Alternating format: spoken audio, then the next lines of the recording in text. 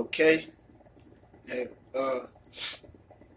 double all praises on this video is based on a lesson of Daniel's the 11th chapter 4 breakdown. It's not talking about no Obama. It's not talking about Russia and America. It's not talking about Antiochus Epiphanes. It's not talking about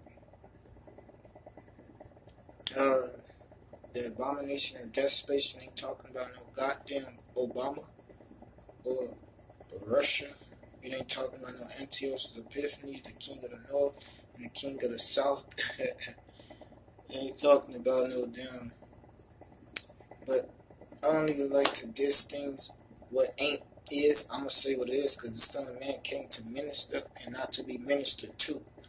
So the Holy Spirit had to reveal to you through the Most High Yahweh Ba'ashem Yahweh Shai, the one true living power, the creator of heaven and earth. His power, his understanding, he had to put the understanding of force to that spirit to enlighten you to the course of what is his holy scriptures talking about. Because he made the doctrine perfect. So this is a hard top. This is a hard chapter, but it's through the spirit. It's practically not that hard, but it is something that is not too. Nobody can just get in this and just say this is what they're talking about without the Holy Spirit, because the Lord said what? And Peter's, I stir up your pure mind, though you once have known this. So the Holy Spirit had to stir you up to the course of life according to what the function of God's scriptures is, because the Most High scriptures is validated based on his power of him functioning in reality. So this is Daniel's 11 chapter 4 breakdown. This is Daniel 11. Also, I, in the first year of Darius the Mede, even I stood to confirm and to strengthen him. Right? So, Daniel stood to confirm and strengthen Darius the third, the king of the Medes, the king of the Persians, which was so-called what? Elamite, which is the Iranian, ancient Persia is Iran, modern day Iran today. The second verse of Daniel's 11, because it's long, so I'm just going to get to it. And if you get it through the Holy Spirit, it's for you. If not, it's not for you, because the Holy Spirit, I don't have to lie. I don't want to create none based on the Holy Scriptures to say some is, it ain't. Because I know factual by the Holy Spirit what God said and what his scriptures mean. And it's perfect. And it's unrefutable, because the scriptures is perfect. The Holy Spirit perfect. The Bible said what? Into the law, into the testimony. They speak not according to this, because there's not no light in them. So these laws, the light of the law, it enlightens you with this understanding of the Holy Spirit, of the Most High words which he functioned. In this period, what it's talking about. And now will I, this second verse of Daniel 11, and now will I show thee the truth. Behold, there shall stand up yet 3 kings in Persia, and the fourth shall be far richer than they all. And by his strength, through his riches, he shall stir up all against the realm of Grecia. So, the 3 kings that stood up after Darius was who? Cyrus the Great, which was 559 to 530 BCE. Darius the Great, 522. Not Darius the Third, Shalakia. Cyrus the Great. Cyrus the Great. Cyrus was 640 to 600 BCE. Cyrus the Great was the second. Cyrus the Great, 559 to 530 BCE, which is Iranian kings, Persian kings, so-called East Indians. Darius the Great, 522 to 486 BCE, and Xerxes the Great, king of Persia, 485 to 465 BCE. And the fourth shall be far richer than they all. Right, Xerxes was more glamorous type king of Persia. They show you that on the 300, he was Xerxes, and he had gold all over his ears, all over his face, all over his nose, all over his neck. He was far richer, meaning he's far more. He decked himself more with gold and jewels. 300, Xerxes talked to Leonidas. He showed himself what? That he had gold all over his face. Literally. So the fourth shall be far richer than they all the kings, which is the Achaemenid Empire. The Achaemenid Empire, which was Persia, Iran, the Achaemenid Empire, which is the so-called East Indies. The part of the statue in Daniel the second chapter tell you of the statue. Babylon, Persia was the silver arms. So Persia, that was the king. The Babylon, the Medes and the Persians, the Greeks, the Romans.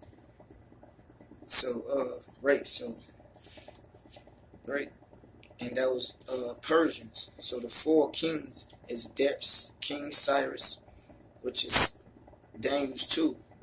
Cyrus the Great, Darius the Great, and Xerxes the Great. Through his riches he shall stir up all against the realm of Greece. Right, so that was talking about the Greco-Persian Wars, which was 499 BC to 449 BCE, and 485 to 465. So he was alive during this time, Xerxes the Great. He stirred up against the realm of Greece because there was Greco-Persian wars. The Greeks and the Persians had different wars that stirred up against Greece and Persia, because Greece was going to be able to be implemented by that statue of the gold head, the silver arms, the breastplate, the brass with arm, the leg of arm, the brass is Greece. And a mighty king shall stand up that shall rule with great dominion and do according to his will. Right, a mighty king is going to raise up and do according to his will, his plan, which is the plan of the Most High Yahweh. But he thought it was his plan because he planned it. The plan of Alexander the Great. That's talking about Alexander the Great. That king in Daniel 11, the 3rd chapter, is talking about Daniel 11 and 2. It's talking about the four kings of Persia, the Achaemenid Empire, Cyrus the First, Cyrus the Great, Darius the Great, and Xerxes the Great. Daniel 11 and 3 is talking about, and a mighty king shall stand up that shall rule with great dominion and do according to his will. It's Alexander the Great, because he had a plan to conquer all the eastern hemisphere unto Egypt and Lebanon, starting from Greece, which is in Europe, circling all the eastern hemisphere to passing Israel unto Egypt, Africa, in Lebanon, in Libya, Shalakya. And a mighty king shall stand up that shall rule with great dominion and do according to his will. That's talking about Alexander the Great, his plan. And when he shall stand up, his kingdom shall be broken and shall be divided toward the four winds of heaven. Right. How is his kingdom broken and divided to the four winds of heaven? This First Maccabees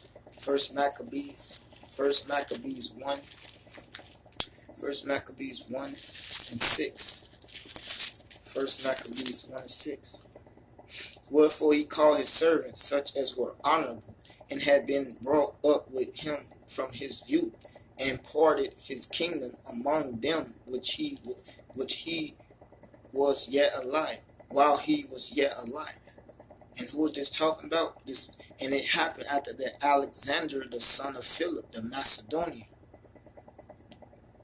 who, right? So it's talking about Alexander the Great, the Greek, Alexander the Greek of Macedonia, which is a city in Greece. So that mighty king that shall stand up in Daniel 11:3 is Alexander the Greek. And when in Daniel 11:4, Daniel 11:4, Alexander the Greek is that king that shall rise up.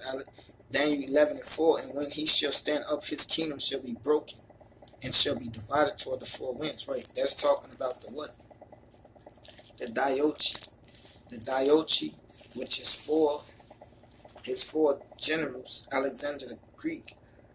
In 33:6 BCE, the Macedonian Greek kingdom was split, called Diochi, which is the successors. And the successors, the four successors, was Cassandra, Ptolemy, and Antiochus and Seleucus, which was 323 BCE. 323 BCE. During when Alexander the Greek was finna die, he's part of his kingdom, Greece, that he conquered, that he ruled by his four generals, Cassandra, Ptolemy, Antiochus, and Seleucus.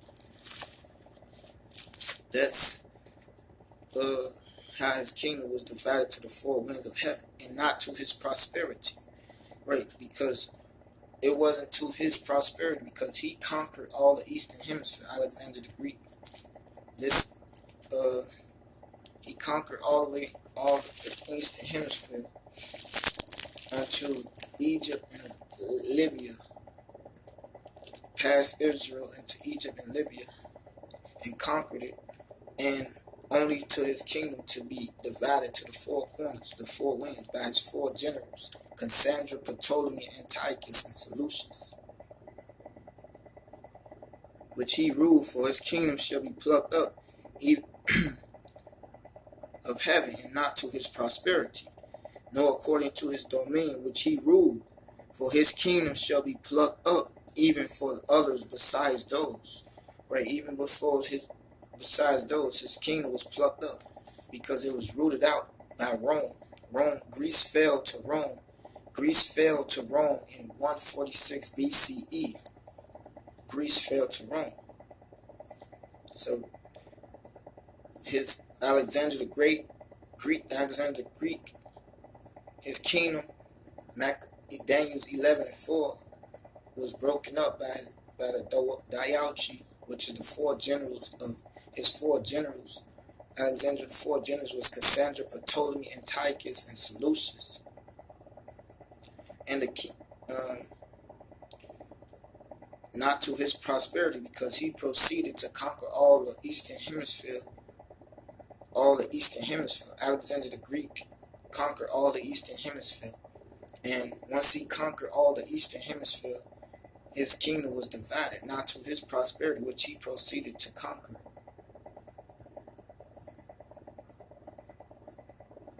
Which he ruled over all the Eastern Hemisphere, for his kingdom should be plucked up, even for others besides those. Right, that's talking about to Rome, because Greece had to fall to Rome. Because the statue in Daniel the 2nd chapter tell you of the Babylonian head, the chest press muscles with the silver and the brass thighs, which was next after the Medo-Persian, which was the brass thighs, in Rome with the iron legs. So Rome was next to rule. And Rome, and the feet with Murray clay. Greece fell to Rome in 146 BCE. And right. So that's what Daniel 11:2, and now what? Right, the four kings in Daniel 11:2 is Cyrus the first, Cyrus the Great the second, Darius the Great the third, and the fourth king is Xerxes the Great, king of Persia. Daniel 11:3 is talking about Alexander the Great, and Daniel 11:4 is talking about his Daniel Alexander the Greek kingdom. Alexander the Greek kingdom was divided into four was divided by his four generals into four different kingdoms. Of his kingdom was divided into four different sects of his kingdom by his four generals. It's Cassandra, Ptolemy, Antiochus, and Seleucus. And this Daniel's 11 and 5. And the king of the south shall be strong, and one of his princes, and he shall be strong above him, and have dominion. His dominion shall be a great dominion. So the king of the south,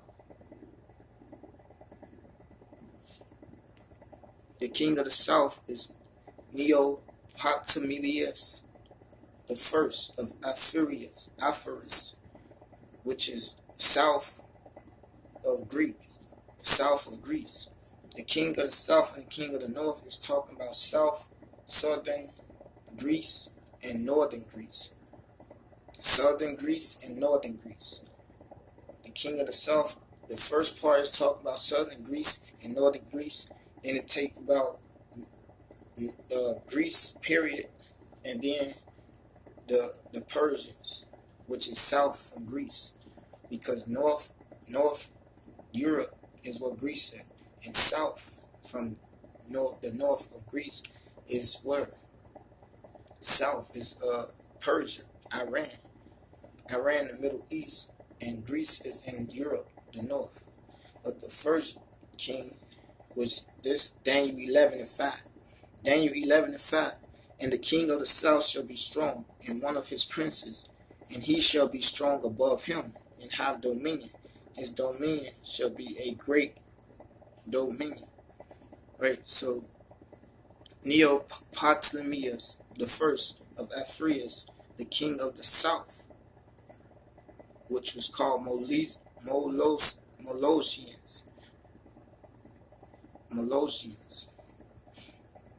And one of his princes is his brother, which is Arembius, which is Arymbas, Arembius. That was his brother, one of his princes. So they ruled Greece together, practically. The king of the south and the king of the north ruled Greece together. They first started ruling Greece together, North Greece and Southern Greece.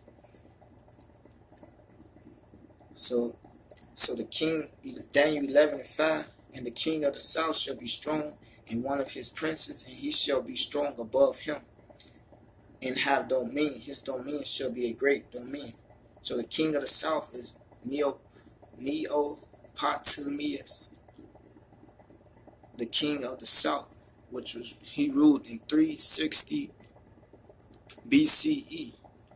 The king of the south king of the south of Greece, and one of his princes is his brother, he was the king, so he was next to the throne, so he's a prince, brother, Arembius, which succeeded his brother in 358 BCE, and his dominion was great because he ruled Greece. And in the end of years, they shall join themselves together for the king's daughter of the south. The king's daughter of the south, Neoptolemus, the king's daughter of the south, for the king's daughter of the south shall come to the king of the north to make an agreement. Right. So the king of the south, so the king of the north is Philip II. And in Daniel 11 and 6, the king of the south, the king of the north is Philip II, which was the father of Alexander the Great, which his rulership was 359 BCE to 336 BCE. The father of Alexander the Great, the king of the north of Macedon, north of Greece. So south of Greece was the rulership of south of Greece, Neoptolemus, which was the king of the south, and Philip II was the king of the north.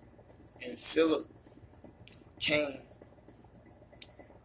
this king of the south, which was Neoptolemus' brother, which offered what? His daughter, Neoptolemus' daughter, his niece. That was the king of the south. The king of the south was Neoptolemus. Neoptolemus. Neoptolemus, which ruled in 360 BCE, the king of the south. And the king of the north is Philip II, the ruler of north of Greece.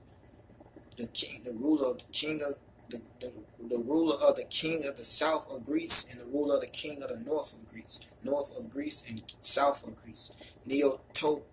Ptolemaeus ruled south of Greece, and Philip II ruled north of Greece. And Philip II came to Neoptolemus to rule. Neoptolemus' brother Arrhabaeus came to Philip II, the king of the north. And in the end of years they shall join themselves together. For the king's daughter of the south shall come to the king of the north to make an agreement. Right, to make an agreement. And what was that agreement? Arrhabaeus, which was the king, the current king after his brother, because his brother died in 360 BCE. He made a treaty, which is a formal agreement. That's what a treaty is. With a diplomatic marriage of Neoptolemus' daughter, Olympus, to marry Philip, king of the north. Right, to marry the king of the north. So in the end of years, they shall join themselves together, for the king's daughter of the south shall come to the king of the north to make an agreement, but she shall not retain the power of the arm. Right, the power of the arm, which was talking about. Right, so the king of the south, he offered the king of the south daughter to Philip the Great, the king of the north, to an agreement, which is the agreement that they made with the king of the north, Philip II, with a diplomatic marriage to Neoptolemus' daughter, Olympus, to marry Philip, the king of the north, which made her queen consort of Philip. And it say what? But she shall not retain the power of the arm, neither shall he stand nor his arm, but she shall be given up, and they that brought her, and he that begat her, and he that strengthened her in these times. So when it say, but she shall not retain the power of the arm, neither shall he stand, usually shares her husband's social rank and status, but historically she does not share the king's political and military power. So the arm is the strength. That woman who married the king Philip II of the king of the north, the agreement that they made, which is a marriage diplomatic for the king's daughter of the south, she wasn't going to able to rule the military force. Neither shall he stand. Right? He didn't stand. So he didn't rule by him doing that. He thought he was going to be able to get the treaty, was going to make an agreement for him to rule, which was Arrhabaeus, the king of the south at the time of his brother. He gave his brother's Neoptolemus' daughter, Olympus, to Philip II, the king of the north, for agreement, a treaty, which would gave her social rank, but not military strength. So, but she shall not retain the power of the arm. She didn't have the military strength. Neither shall he stand nor his arm, but she shall be given up. Right? She was given up, meaning she was done away with. And they that brought her, and he that begat her, right? And they that brought her, Arrhabaeus, he lost his kingdom because of that. He lost his kingdom because Philip II cast him off, Arrhabaeus, the king of the south, and became full king. His son, Philip II, Alexander the Greek, became the full king of Greece. And he that begat her, right, which is Neoptolemy's daughter. He begat her. He had sex and produced her in life, and he died. And he that begat her, and he that strengthened her in these times, right? And he that strengthened her in these times, which is Philip II, he lost the rulership to his son, Alexander the Greek, in 336 BCE. But out of a branch of her roots, right, Olympus, which is the wife of Philip, he took her to wife. The king of the north took the king of the south daughter, Neoptolemius, the king of the south daughter, to wife, Olympus. He took her to wife and had a son, which is Alexander the Greek. His father is Philip II, and his mother Olympus, which was the daughter of the king of the south, which shall come with an army, right, and shall enter into the fortress of the king of the north, and shall deal against him and prevail, right? So Alexander the Great, as a boy, he instigated a fight that by Philip II military personal bodyguards, his military, that killed him. So he came to the fortress. Philip II married. He was at his marriage ceremony marrying one of his wives. And Alexander the Greek, as a boy, he instigated the fight to one of his generals, one of his bodyguards, to kill Philip II. That's why I say, well, in Daniel 11:7, but out of a branch of her roots, which is Olympus, her son, out of her descendants of her roots, shall stand up in his estate, which shall come with an army, and shall enter into the fortress of the king of the north, and shall deal against them, and shall prevail. Right? He dealt against Philip II and prevailed. He came to rulership. Alexander the Greek surpassed his father in rulership in 336 BCE to rule the Greek Empire. And right, he instigated a fight by one of his generals, his bodyguards, which killed Philip II, his father. In Daniel 11:8, and shall also carry captives into Egypt their gods, with their princes and with their precious vessels of silver and of gold. And he shall continue more years than the king of the north. Right, Alexander the Greek, he would do more. He would continue more. He would do more and conquer more than his father Philip II did, because he's going to conquer Egypt and rule over Egypt and take captives of Egypt and gold and silver, because he would make it to see Egypt. That was a part of the plan of Alexander the Greek. That's why his heart was lifted up, because he planned this out. He thought he did it by himself, but the Most High Yahweh set up Greece to rule. That's why his heart was lifted up. He was proud, because he had a plan to do this, and he was able to do it. And his heart was lifted up. So he came around to rule Greece. His father then ruled all the eastern hemisphere until Alexander the Greek ruled over Media Persia until he conquered Medes. So the king of the south shall come into his kingdom and shall return to his own land. Right. So Arrhenius, he died because Alexander the Greek became the full king of Greece in 336 BCE. Arrhenius, which was the king of the south, Arrhenius, the brother of Neoptolemius, the king of the south of Greece, he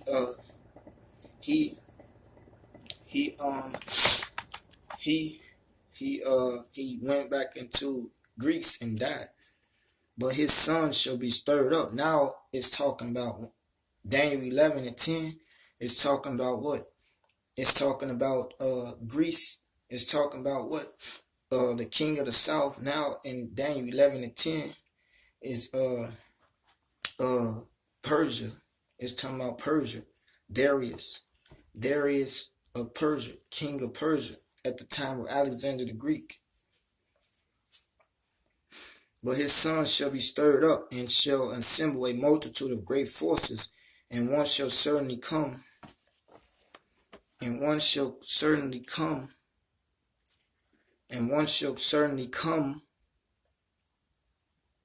and overflow and pass through. Then shall he return and be stirred up, even to his fortress.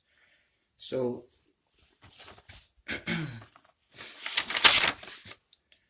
it's talking about what? The Greco-Persian